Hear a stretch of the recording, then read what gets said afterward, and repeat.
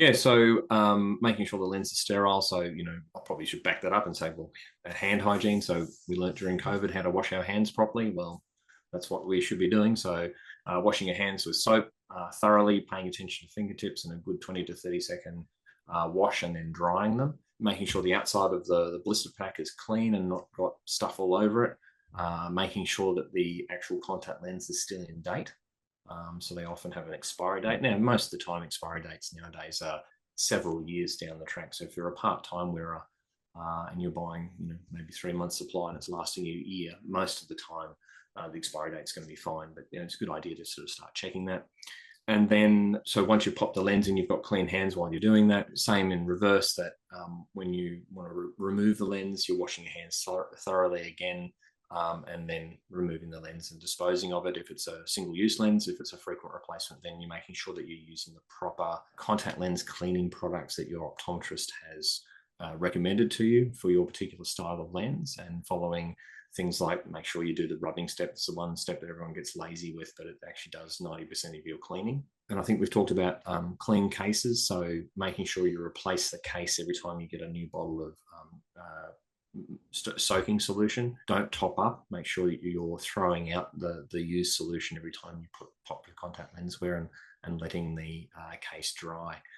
So they're kind of the critical ones. And again, like we said, if you can avoid, you need to avoid getting water on the lens, and so sort of clean cases. Don't be afraid to lubricate your eyes while you're wearing the lens.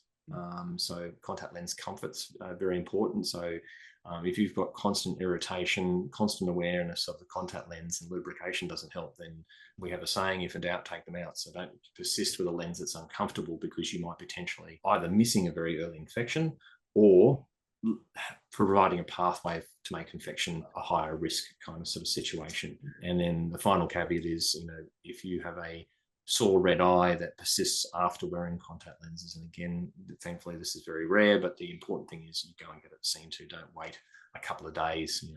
It's a same day kind of thing. So see your optometrist if you're near a public hospital and you've got a really sore red eye. Then I advise just go to the local public hospital. But I want people to know that's a rare situation, but it's good to know what to do if you're one of the one in several thousand people it might happen to.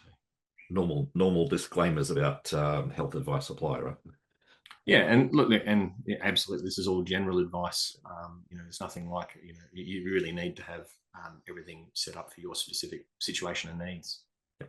And you mentioned about drops, and maybe it's worth mentioning that there are specific eye drops for contact lenses. You can't just kind of take any old eye drops from the chemist, right? Yeah, well, you need to be careful with your selection of drops in general, regardless of whether it's contact lenses or no contact lens wear. If you've got something that's pretty much a tear supplement or a lubricant, most of those are fine.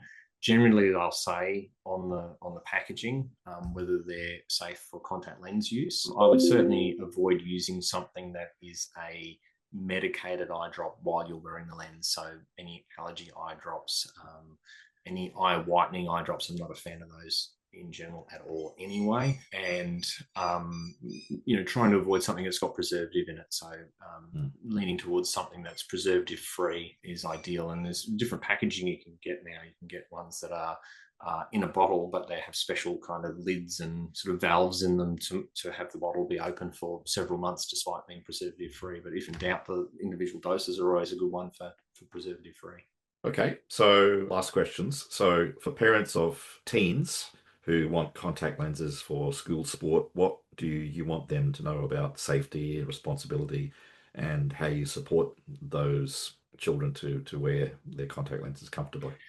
Look, obviously, it's going to need some parental supervision in that sort of insertion, removal, and cleaning process until you're confident that your child is following those practices.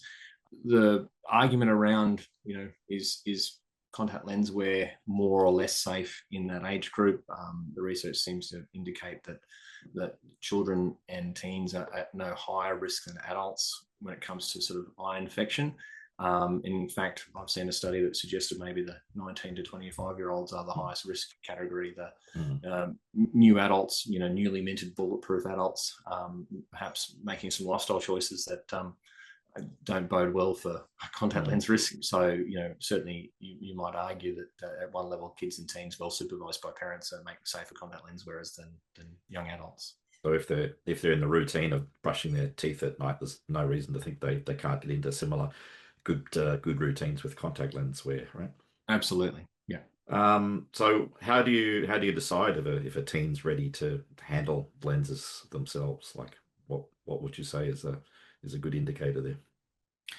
Look, if they're motivated, the teen being motivated themselves is an important factor. Sometimes we might go through a process of a little bit of a trial to see if they can get to the point of having someone like myself put a lens on their eye, and just I often say to patients after I've inserted the first lens that you've just done the most difficult thing of contact lens wear, and that's getting the first one on. And then when I put the second one on, it's like, well, you've now done the second most difficult thing of contact lens wear, and it's getting the other lens on. And so you can get a sense of their readiness in that kind of situation. And so I like to say to parents, there are three people that need to be ready for contact lens wear. I need to be ready, you need to be ready, and your child needs to be ready for it as well. So, motivation certainly plays a factor. And so when you start getting to 11, 12, 13 years old, the motivation increases because they start to think about their own reasons for wanting to wear contact lenses versus glasses. And then it's a matter of going through a process of just having to watch what their handling skills are like, and making some decisions around, can they put the lens on themselves, can they take it off themselves, what's their sort of awareness like. Are they doing anything that's kind of risky? I mean, eyes are pretty tough, but there are certain things that we like to sort of see to make sure that someone's not going to hurt themselves. And again, the hurting themselves is not necessarily a risk of serious injury. It's more putting them off contact lens wear because of some early kind of teething issues that just require a bit of time and patience for. What's the youngest patient you've had that's been able to get to more or less unsupervised contact lens wear? Quite a lot in the kind of tweens and teens, but younger than that, I think of one I've seen recently, I think about 10 years old. I'm sure I've probably had an 8-year-old, but when you start getting down to that age, there's a lot more sort of parental assistance. Yeah.